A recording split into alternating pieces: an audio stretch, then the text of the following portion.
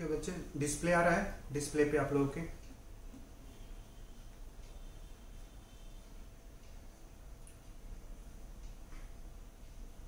ठीक है। तो अब जो टॉपिक हम लोग शुरू करेंगे बच्चे, नेक्स्ट टॉपिक है, ठीक है, नया फ्रेश टॉपिक है, और इस टॉपिक में हमें पढ़ना है राजनीतिक शासन प्रणाली, ठीक है, पॉलिटिकल रिजिम्स, यानी कौन कौन सी शासन प्रणाली होती है बच्चे। हम लोगों ने पहले भी बात किया होगा, एकात्मक शासन प्रणाली, संघनात्मक शासन प्रणाली, तो उन्हीं चीजों को क्या करना है यहाँ पे हमें समझना है।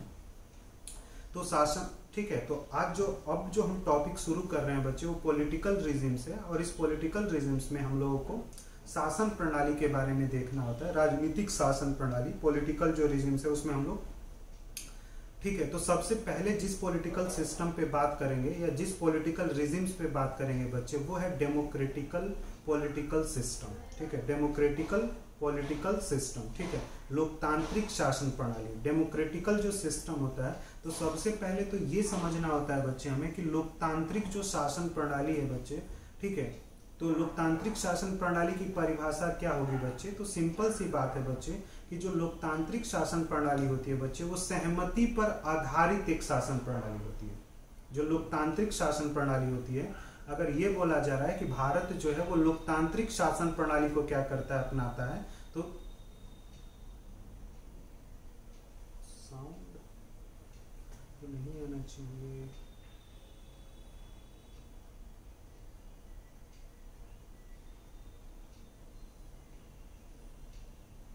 अभी भी साउंड आ रहा है बच्चे, अभी भी साउंड आ रहा है।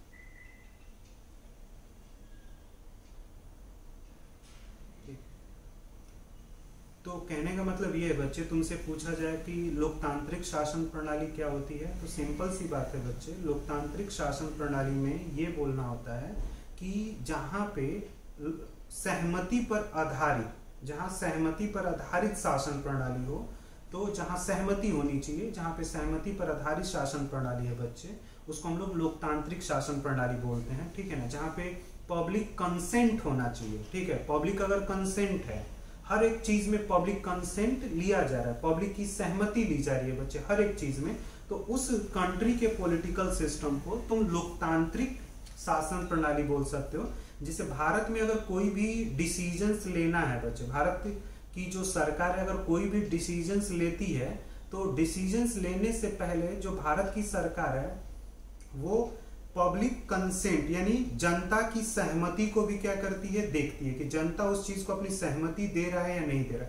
तो लोकतांत्रिक जहां शासन प्रणाली होती है बच्चे, वहां पे पब्लिक कंसेंट के बाद ही कोई कार्य किया जाता है, तो जनता की सहमति होनी चाहिए बच्चे। तो जहां पे जनता की सहमति है या जनता की भागीदारी है, यानी पब्लिक जो है वो पार्टिसिपेट कर रहा है पॉलिटिकल सिस्टम में, या पॉलिटिकल सिस्टम में अपना कंसेंट दे रहा है, पॉलिटिकल राजनीतिक व्यवस्था में भाग भी ले रहा है, और राजनीतिक व्यवस्था में निर्णय जो हो रहे हैं बच्चे उस पर अगर अपनी सहमति भी दे रहा है बच्चे, तो उसी को हम लोग लोकतांत्रिक शासन प्रणाली बोलते हैं बच्चे। आई बात समझ में।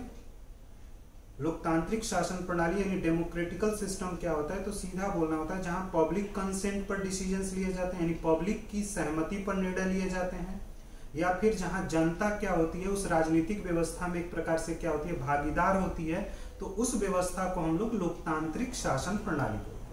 इतना तो बता सकते हो कि डेमोक्रेटिकल सिस्टम क्या होता है। तो डेमोक्रेटिकल सिस्टम में पब्लिक कंसेंट होना चाहिए और पब्लिक क्या होना चाहिए, पार्टिसिपेशन होना चाहिए, ठीक है। वही लिखा है कि लोकतांत्रिक शासन प्रणाली सहमति पर आधारित शासन प्रणाली होती है। तो जो डेमोक्रेटिकल सिस्टम होता है वो किस पर आधारित होता है, सहमति पर आधारित होता है बच्चे।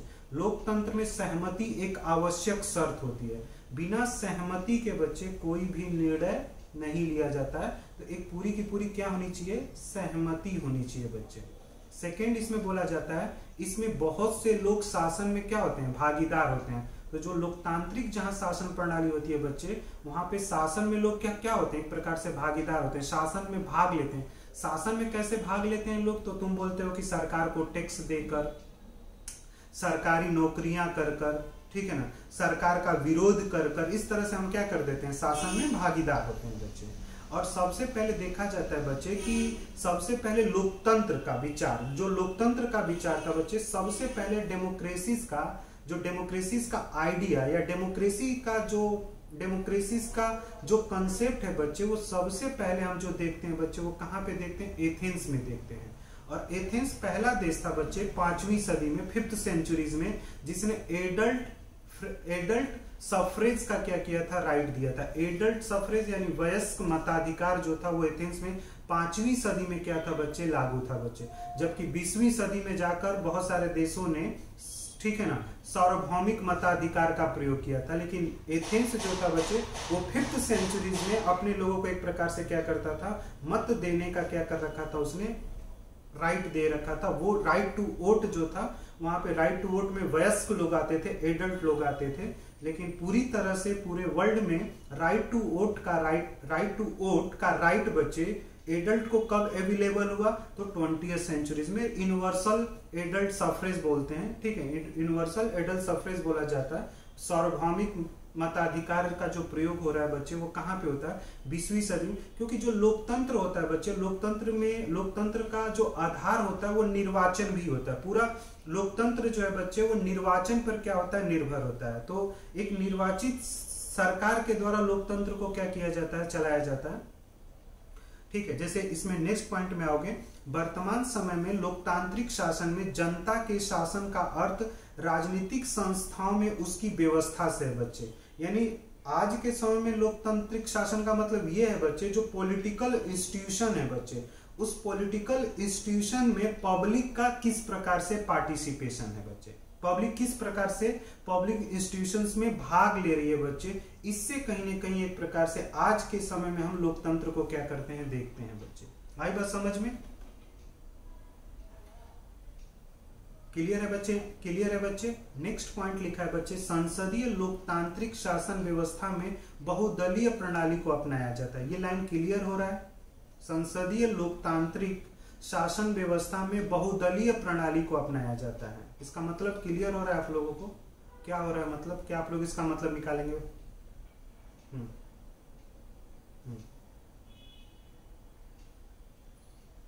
भाग लो, पार्टिसिपेट करते हैं, भाग करते हैं। यानी जो पार्लियामेंट्री डेमोक्रेटिकल सिस्टम है बच्चे, वहां पे मल्टी पार्टी सिस्टम होता है। बहुदलीय प्रणाली, मल्टी पार्टी मतलब एक दल नहीं होते हैं, एक से अधिक दल जो होते हैं वो संसदीय लोकतांत्रिक शासन प्रणाली में क्या करते हैं? भाग लेते हैं चुनाव के समय में। और जिस दल को बहुमत प्राप्त होता है वो उस लोकतांत्रिक शासन प्रणाली में सरकार का निर्माण करता है और फिर क्या करता है? शासन करता है जनता के सहमति के द्वारा। यही होता है ना संसदीय लोकतांत्रिक शासन प्रणाली में बच्चे।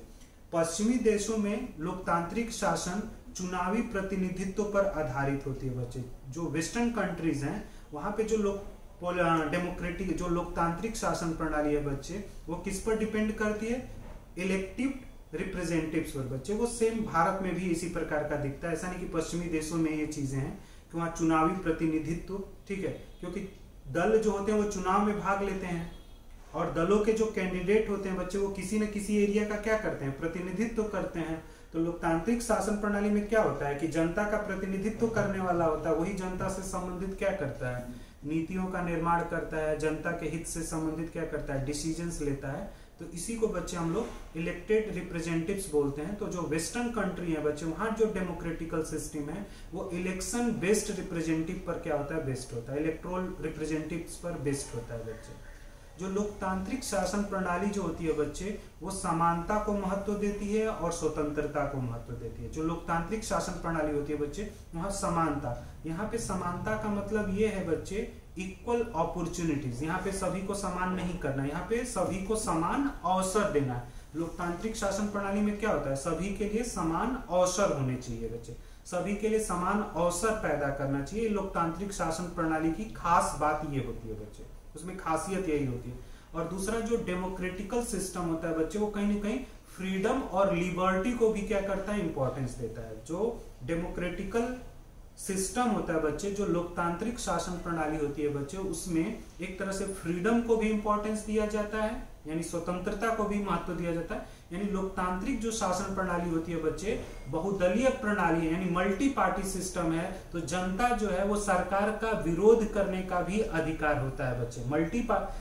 जो लोकतांत्रिक शासन प्रणाली होती है बच्चे, वहां पे जनता के पास सरकार का विरोध करने का अधिकार होता है, राज्य का विरोध करने का अधिकार नहीं होता। ध्यान से सुनना बच्चे, मैं क्या बोल रहा हूँ, डेमोक्रेटिकल पॉलिटिकल सिस्टम में, लोकतांत्रिक शासन प्रणाली में बच्चे, लोकतांत्रिक जो शासन प्रणाली होती है वहां पे जो सरकार होती है, सरकार के नीतियों का विरोध करने का अधिकार जनता को प्राप्त होता है। राज्य का विरोध करने का अधिकार है, इसको हम लोग स्वतंत्रता बोलते हैं। स्वतंत्रता का मतलब ये होता है कि मैं किसी का विरोध कर सकूं और अपने विचारों को मैं अभिव्यक्त कर सकूं, इसको क्या बोला जाता है, स्वतंत्रता। स्वतंत्रता में विरोध करने का भी अधिकार होता है और अभिव्यक्ति करने का भी अधिकार होता है। यानी तुम राइट टू अगेंस्ट भी हो सकते हो किसी के, और राइट टू स्पीच भी होता है। ये दोनों चीजें स्वतंत्रता में आती है। और जो डेमोक्रेसी होता है बच्चे, जहां पे लोकतांत्रिक शासन प्रणाली होता है बच्चे, वहां कानून के समक्ष समान होता है। यानी लोकतांत्रिक शासन प्रणाली में कानून के समक्ष समानता का सिद्धांत हो, इक्वलिटीज बिफोर लॉ का कंसेप्ट होता है बच्चे। यानी जो लोकतांत्रिक शासन प्रणाली होती है, जो डेमोक्रेटिकल सिस्टम होता है बच्चे, वहां पे सभी लोगों के लिए, सभी के लिए कानून जो है बच्चे वो एक समान है। कानून की कार्यवाही जो होगी वो सभी के लिए एक समान होगी, एक जैसी होगी बच्चे। तो इक्वलिटीज बिफोर लॉ, कानून के समक्ष सभी क्या है बच्चे, समान है। और जो लोकतांत्रिक शासन प्रणाली जो होती है बच्चे, वहां पे शक्ति पृथक्करण पे बल दिया जाता है, यानी पावर ऑफ सेपरेशन पे, शक्तियों का क्या होता है वहां पे, विभाजन होता है, पावर ऑफ डिवीजन। क्यों? क्योंकि लोकतांत्रिक जो प्रणाली होती है बच्चे, वहां पे चाहे मेजोरिटेरियंस हो या माइनॉरिटी पॉपुलेशन हो, बहुमत जनसंख्या हो या अल्पमत में जो जनसंख्या है, वो सभी अपने अधिकारों को क्या कर सके, सुरक्षित कर सके, और कोई किसी के अधिकारों का हनन न कर सके। संस्कृति भी बनी रहे बच्चे, और एक विविधता, डाइवर्सिटी और कल्चरल डाइवर्सिटी एग्जिस्ट करे बच्चे। इसके लिए क्या होना चाहिए, पावर ऑफ सेपरेशन होना चाहिए। पावर ऑफ सेपरेशन पे बल दिया जाता है। तो जो डेमोक्रेटिकल सिस्टम होता है बच्चे, वहां पे पावर ऑफ सेपरेशन या डिवीजन ऑफ पावर पे क्या किया जाता है, फोकस किया जाता है। क्लियर है बच्चे यहां तक?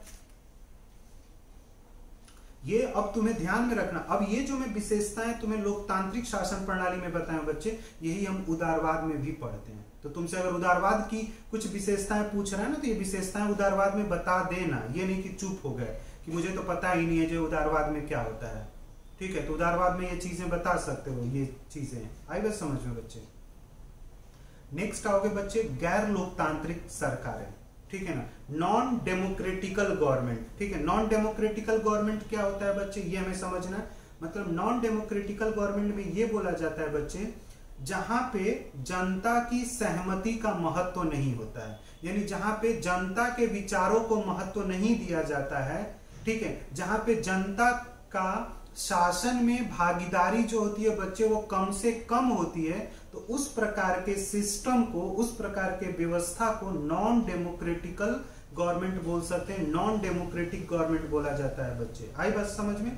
यानी शासन जो है बच्चे, शासन में जनता की भागीदारी नहीं है। शासन जो है वो कुछ लोगों के हाथों में है। सत्ता का कुछ लोग क्या कर रहे हैं, उपयोग कर रहे हैं। जनता सत्ता का उपयोग नहीं कर रही है, या जनता के द्वारा चुने हुए प्रतिनिधि सत्ता का उपयोग नहीं कर रहे हैं। कुछ लोग अपनी मर्जी से, अपनी इच्छे से क्या कर रहे हैं, सत्ता का उपयोग कर रहे हैं बच्चे। और उन्हीं में क्या हो रही है, सत्ता की शक्तियां क्या है, निहित हैं बच्चे। तो इस प्रकार के सिस्टम को हम लोग बच्चे गैर लोकतांत्रिक सरकार बोलते हैं, नॉन डेमोक्रेटिकल गवर्नमेंट बोला जाता है बच्चे।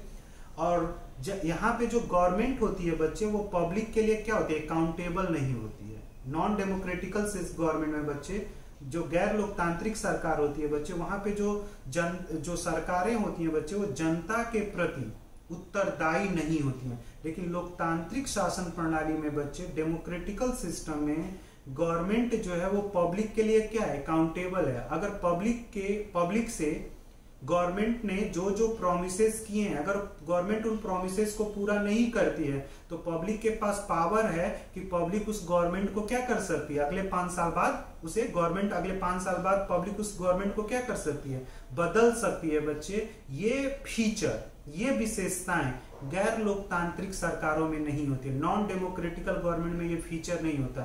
सरकार जो वहां पे सरकार होती है वो जनता के प्रति उत्तरदायी नहीं होती है बच्चे। क्लियर होता है बच्चे? और जो गैर लोकतांत्रिक सरकारें होती हैं, जहां नॉन डेमोक्रेटिकल गवर्नमेंट होता है बच्चे, वहां स्वतंत्रता पे प्रतिबंध होता है। सरकार के नीतियों का विरोध नहीं कर सकते हैं, और अभिव्यक्ति की भी आजादी बहुत अधिक नहीं होती है बच्चे गैर लोकतांत्रिक देशों में। ठीक है, जो लोकतांत्रिक देश होते हैं वहां पे स्वतंत्रता पे किसी भी प्रकार का प्रतिबंध नहीं लगाया जाता। अगर स्वतंत्रता पे प्रतिबंध लगा दिया जाता है, मान लो लगा दिया भी गया, तो न्यायपालिका जो है वो स्वतंत्रता की क्या करती है, रक्षा करती है लोकतांत्रिक शासन प्रणाली में बच्चे। लेकिन जो गैर लोकतांत्रिक शासन प्रणाली होती है बच्चे, वहां पे फ्रीडम पे अगर रिस्ट्रिक्शंस लग गया तो वहां पे जुडिशरी कुछ नहीं कर सकती। जुडिशरी जो होती है एकदम उसका कोई पावर ही नहीं होता है बच्चे। ये चीजें जर्नलिस्ट तुम्हें दिखेगा गैर लोकतांत्रिक सरकारों में बच्चे। जो गैर लोकतांत्रिक सरकारें होती है बच्चे, वो व्यक्तिवाद एवं लोकतंत्र के क्या होते हैं, विरोधी होते हैं। जो गैर लोकतांत्रिक सरकारें जहां पे होती है, नॉन डेमोक्रेटिकल जो गवर्नमेंट होती है, वो व्यक्तिवाद के क्या होते हैं, विरोधी होते हैं। व्यक्तिवाद का मतलब होता है कि इन तरह की सरकारों में व्यक्ति को महत्व नहीं दिया जाता है। इन तरह की सरकारों में या तो राज्य बहुत महत्वपूर्ण हो जाता है, या शासन में सत्ता जिनके हाथों में होती है बच्चे, वो लोग बहुत महत्वपूर्ण हो जाते हैं। तो व्यक्तिवाद में व्यक्ति को महत्व यहाँ पे नहीं दिया जाता है। लेकिन जो लोकतांत्रिक शासन प्रणाली होती है बच्चे, जो डेमोक्रेटिकल सिस्टम होता है, वहां पे एक प्रकार से हम क्या करते हैं, पब्लिक को क्या करते हैं, इंपॉर्टेंस देते हैं। पूरा निर्णय पब्लिक के अकॉर्डिंग लिया जाता है, पब्लिक के इंटरेस्ट में लिया जाता है बच्चे डेमोक्रेटिक सिस्टम में। लेकिन जो नॉन डेमोक्रेटिक सिस्टम होता है बच्चे, वहां निर्णय पब्लिक के इंटरेस्ट में नहीं, अपने मर्जी से, अपनी इच्छा से डिसीजंस लिए जाते हैं बच्चे। और अगर वहां पे लोकतंत्र की डिमांड होती है बच्चे, तो वहां पे लोकतंत्र को एक प्रकार से क्या कर दिया जाता है, दबा दिया। जैसे चाइना में जाओगे बच्चे, तो चाइना जो सरकार है वो पब्लिक को फ्रीडम देती ही नहीं है। पब्लिक को वहां पे, पब्लिक के पास स्टेट के अगेंस्ट बोलने का राइट नहीं है बच्चे। पब्लिक जो है वो स्टेट के अगेंस्ट, सॉरी गवर्नमेंट के अगेंस्ट नहीं बोल सकती है बच्चे। चाइना में तुम अभी देखते होगे, न्यूज़पेपर अगर पढ़ रहे होगे, तो हांगकांग में लोकतंत्र की क्या हो रही है, मांग हो रही है। चाइना जो है वो हांगकांग के लोकतंत्र की मांग को क्या करना चाह रहा है, दबाना चाह रहा है बच्चे। तो इस नेचर को तुम देखकर बोल सकते हो कि चाइना जो है वो एक प्रकार से गैर लोकतांत्रिक सरकार है बच्चे। आई बात समझ में। और गैर लोकतांत्रिक सरकार में एक और खास चीज होती है बच्चे, सेंट्रलाइजेशन ऑफ पावर। जो शक्ति होता है बच्चे, उसका केंद्रीकरण हो जाता है। लोकतांत्रिक जो सरकार शासन होता है बच्चे, वहां पावर ऑफ डिवीजन होता है। यहाँ पावर जो होता है वो किसी एक के हाथ में होता है बच्चे। आई बात समझ में।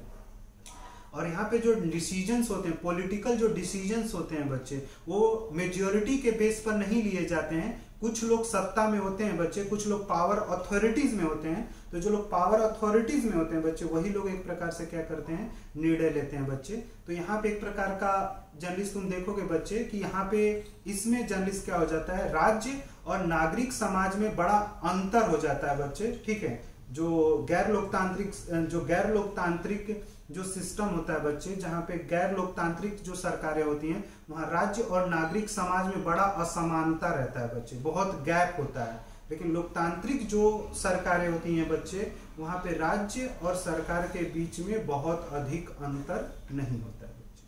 क्लियर हुआ बच्चे कि डेमोक्रेटिकल सिस्टम और नॉन डेमोक्रेटिकल सिस्टम क्या होता है।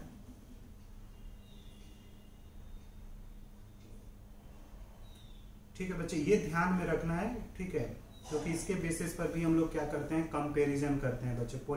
ठीक है ना, जो आपका पॉलिटिकल सिस्टम है उसके बेसिस पर भी कंट्रियों का क्या होता है, कंपैरिजन होता है। ठीक है। हाँ बच्चे, सर्वसत्तावादी का मतलब ये होता है कि पूरी शक्तियां जो है वो किसी एक व्यक्ति के पास है। जैसे किसी देश में तुम्हें मिलिट्री डिक्टेटरशिप्स दिखेगा, या किसी कंट्री में तुम्हें राजा दिखेगा, तो राजा के पास पूरी की पूरी क्या होगी, शक्तियां होगी। तो इसको हम लोग सर्वसत्तावादी बोलते हैं। ठीक है ना। तो इसको एक तरह से, ठीक है, सर्वसत्तावादी बोला जाता है। टोटलिटेरियंस बोलते हैं बच्चे। सर्वसत्तावादी को टोटलिटेरियंस बोला जाता है, जहां पे शक्ति जो है बच्चे वो किसी एक व्यक्ति के पास है, जहां शक्तियां विभाजित नहीं है, शक्तियों को बांटा नहीं गया है बच्चे, शक्तियां किसी एक व्यक्ति के पास होती हैं। जैसे भारत जो है बच्चे, एक बार माइक ऑफ करना, माइक एक बार ऑफ कर लेना। जैसे भारत जो है बच्चे, भारत में शक्तियों का विभाजन दिखेगा, कार्यपालिका, विधायिका और न्यायपालिका में बच्चे। लेकिन जहां पे मिलिट्री शासन होता है बच्चे, तो जो मिलिट्री का हेड होता है ना, उसी के पास पूरी शक्तियां आ जाती है। विधायिका को कोई शक्ति नहीं दी जाती है, न्यायपालिका को कोई शक्ति नहीं दी जाती है, कार्यपालिका को कोई शक्ति नहीं जाती है। किसी एक व्यक्ति के पास पूरी शक्तियों का केंद्रीकरण होना ही क्या होता है, सर्वसत्तावादी होता है बच्चे। पूरी सत्ता का नियंत्रण जो है वो किसी एक व्यक्ति के द्वारा किया जा रहा है, तो इसको हम लोग सर्वसत्तावादी या इंग्लिश में टोटलिटेरियंस या ऑथोरिटेरियंस गवर्नमेंट बोलते हैं बच्चे, ऑथोरिटेरियंस या टोटलिटेरियंस बोला जाता है। क्लियर है बच्चे?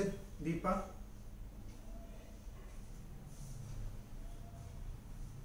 हाँ साउथ कोरिया नहीं, नॉर्थ कोरिया जो है उसका एग्जाम्पल हो सकता है बच्चे।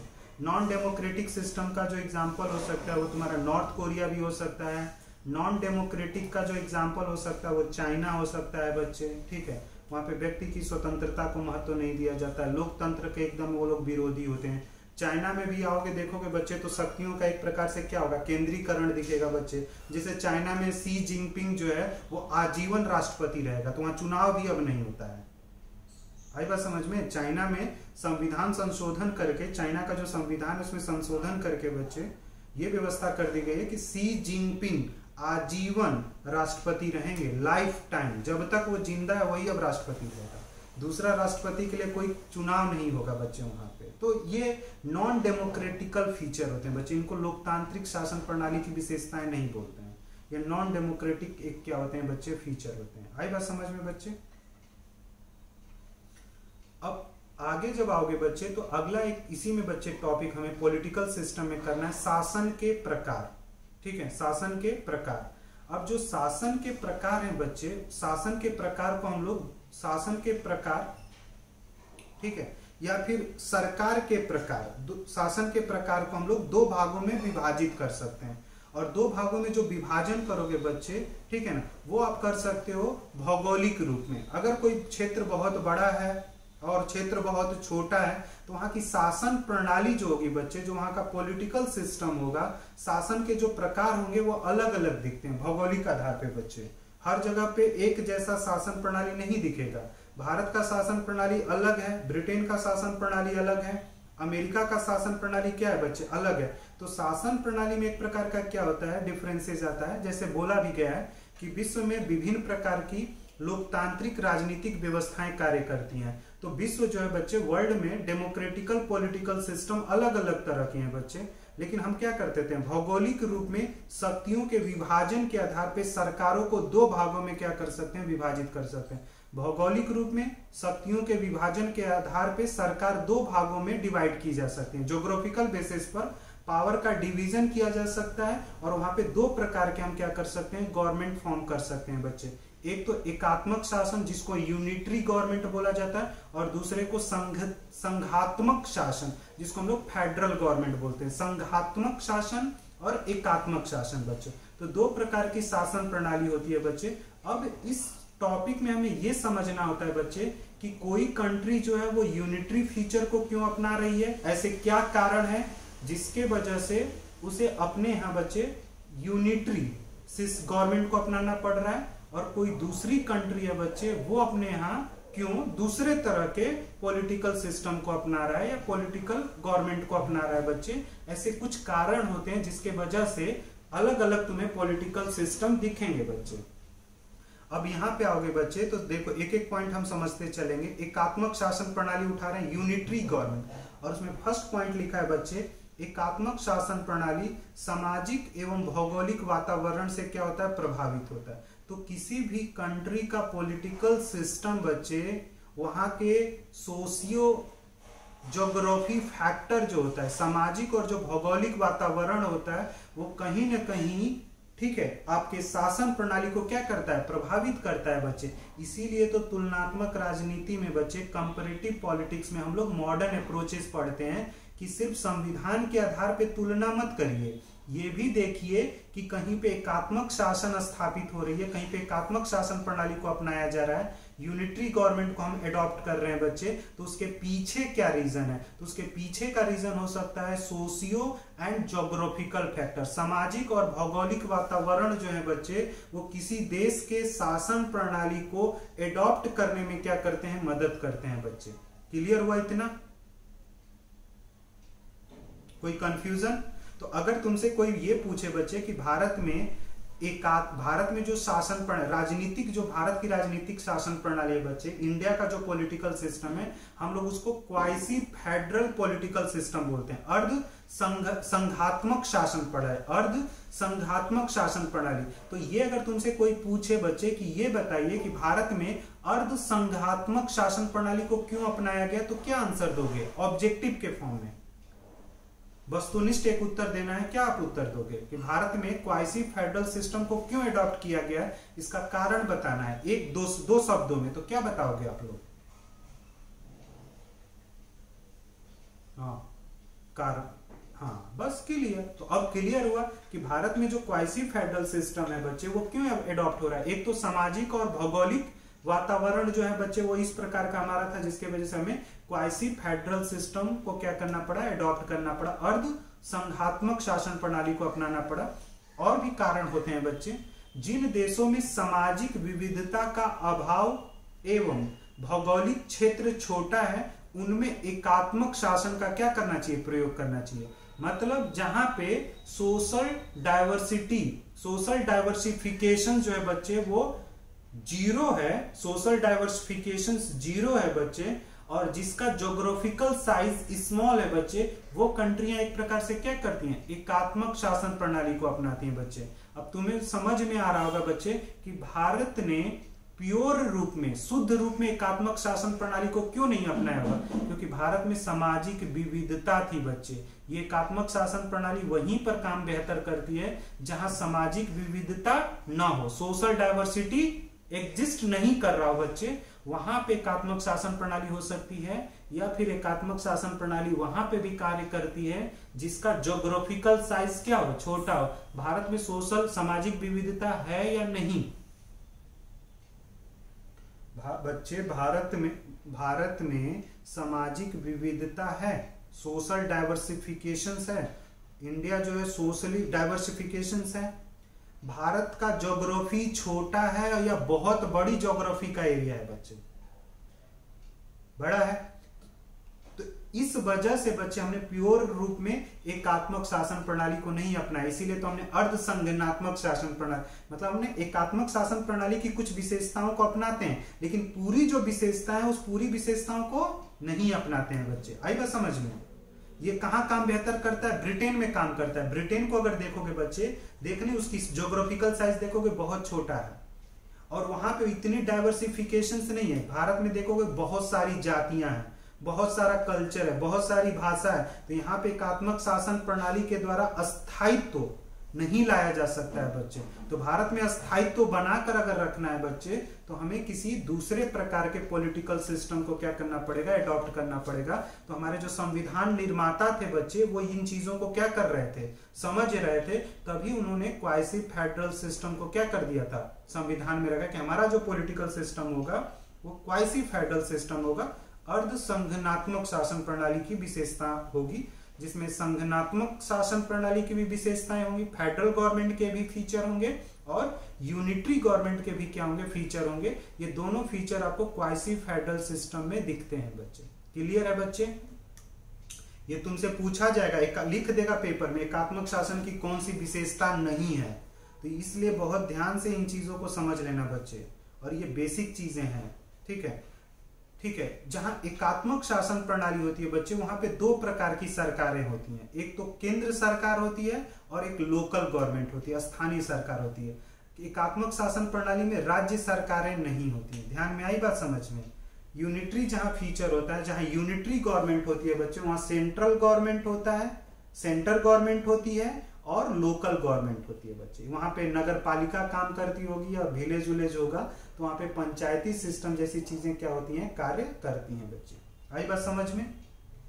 तो एकात्मक शासन प्रणाली में केंद्र सरकार और स्थानीय सरकारें होती हैं, और जो केंद्र सरकार होता है बच्चे उसी के नियंत्रण में स्थानीय सरकारें होती है। स्थानीय सरकार के पास शक्तियां नहीं होती हैं, केंद्रीय सरकार के पास पूरी शक्तियां होंगी, और केंद्रीय सरकार जैसी बोलती है वैसी ही स्थानीय सरकारों को क्या करना पड़ता है, कार्य करना पड़ता है। लेकिन तुम जब भारत की शासन प्रणाली को देखोगे बच्चे तो यहाँ पे जो स्थानीय सरकारें हैं, नगर पालिका हो गया, ग्राम पंचायतें हो गई, केंद्र सरकार जैसा कहता है वैसा तो कार्य करती हैं, लेकिन कुछ चीजों पर ये खुद भी निर्णय ले सकती हैं, इतनी शक्तियां होती हैं। लेकिन ब्रिटेन में जो स्थानीय सरकारें होती हैं बच्चे उनके पास निर्णय लेने का अधिकार नहीं होता है। उन्हें निर्णय जो भी लेना है बच्चे वो किसके अनुसार निर्णय लेंगे, सेंटर गवर्नमेंट के अकॉर्डिंग वहां पे क्या करना होता है, निर्णय लेना होता है।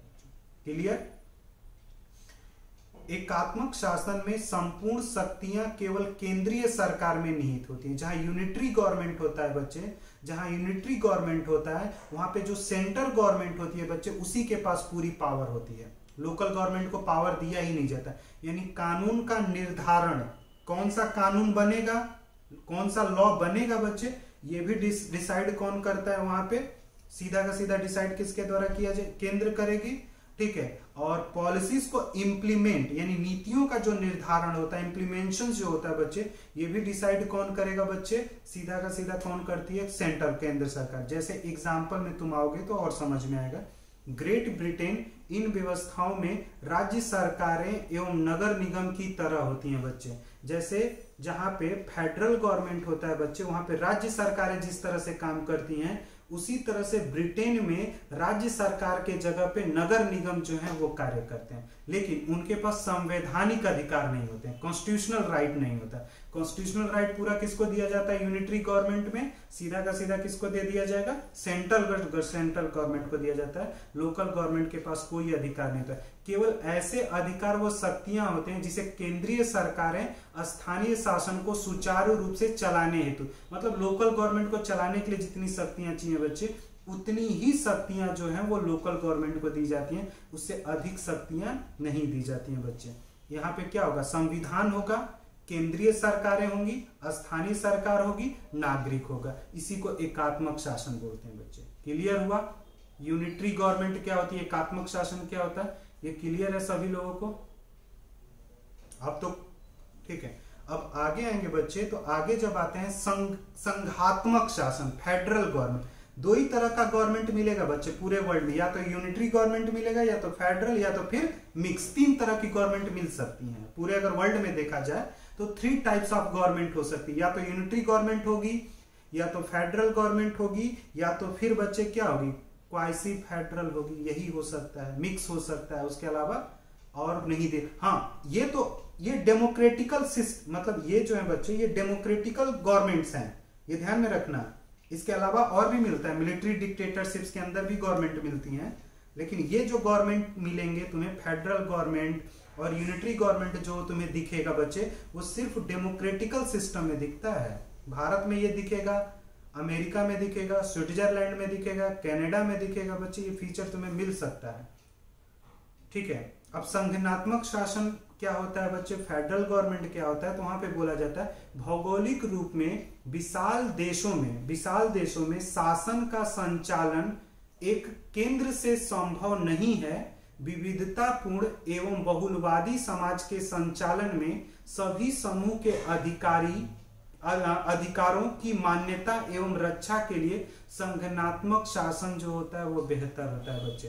तो अगर भौगोलिक रूप से कोई विशाल देश है, लार्ज कंट्री है बच्चे, ज्योग्राफिकली बहुत लार्ज एक कंट्री है बच्चे, और उस लार्ज कंट्री में बहुत अधिक डाइवर्सिफिकेशन है बच्चे, बहुत पॉपुलेशन डाइवर्सिफाई रूप में है बच्चे, वहां पे मेजॉरिटी पॉपुलेशन भी है बच्चे और माइनॉरिटी पॉपुलेशन भी है बच्चे, मेजॉरिटी और माइनॉरिटी दोनों भी है बच्चे, और उन सभी के राइट और उन सभी की विश्वासें और मान्यताएं का रक्षा करना है बच्चे, आपको प्रोटेक्ट करना है लोगों के रिचुअल्स को, ट्रस्ट को बच्चे। तो वहां पे फिर आपको कौन सा सिस्टम एडॉप्ट करना चाहिए, फेडरल गवर्नमेंट एक तरह से क्या करना चाहिए, आपको एडॉप्ट करना चाहिए। फेडरल गवर्नमेंट को आपको क्या करना चाहिए, एक प्रकार से सपोर्ट करना चाहिए बच्चे। आई बात समझ में? जहां लार्ज ऑफ द पॉपुलेशन है बच्चे, जहां पे पॉपुलेशन में पॉपुलेशन जो है वो बहुत अधिक डाइवर्सिफाई है बच्चे, और उस डाइवर्सिफाई पॉपुलेशन में पॉपुलेशन का कुछ भाग जो है बच्चे बहुत मेजॉरिटी में है,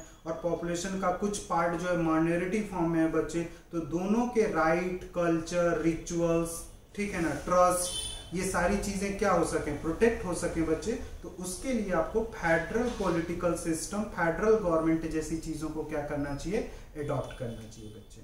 तो अब तुम्हें क्लियर हो रहा होगा बच्चे कि भारत में फेडरल गवर्नमेंट के फीचर को क्यों रखा गया है, और भारत में यूनिटरी गवर्नमेंट के फीचर को क्यों एडॉप्ट हम कर रहे हैं बच्चे। अब तुम्हें क्लियर हो चुका? हाँ बच्चे, हाँ दीपा बच्चे बोल, क्या बोल रही है? हेलो,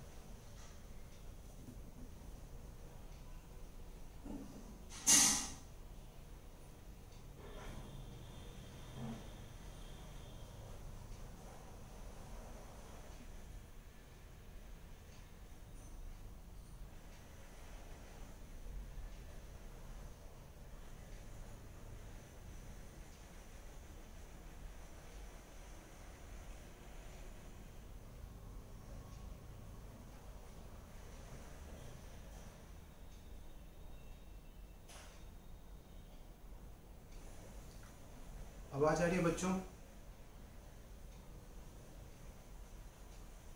आवाज आ रही है मेरी? प्रियंका, कोमल,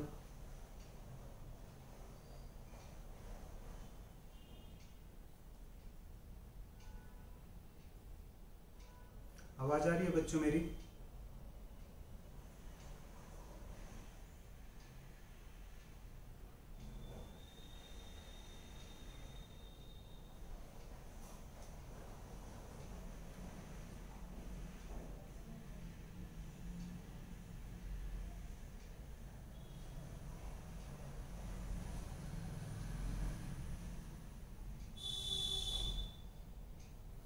कोमल, आवाज आ रही है बच्चे?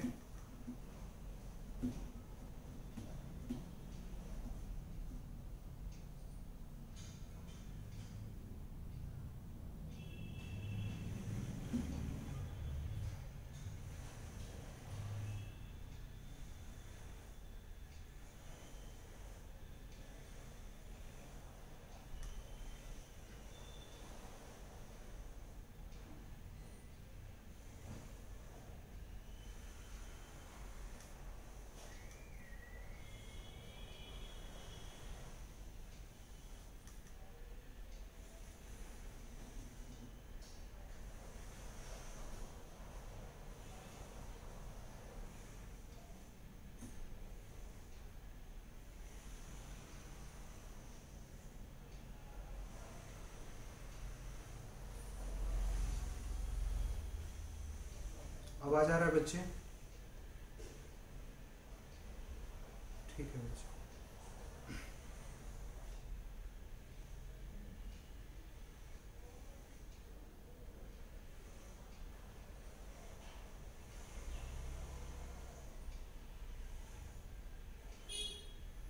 ठीक है बच्चे, तो हम संगठनात्मक शासन प्रणाली के बारे में बात कर रहे थे, फेडरल गवर्नमेंट के बारे में बात कर रहे थे।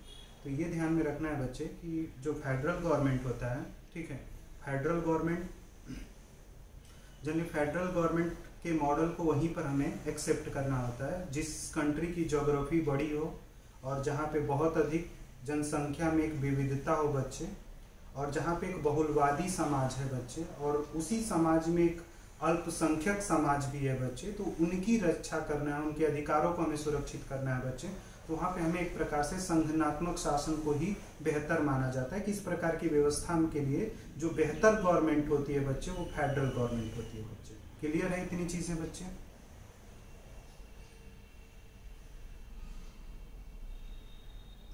क्लियर है बच्चे इतनी चीजें?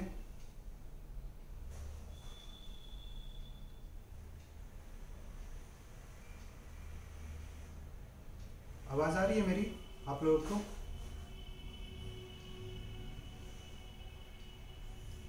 आवाज आ रही है मेरी?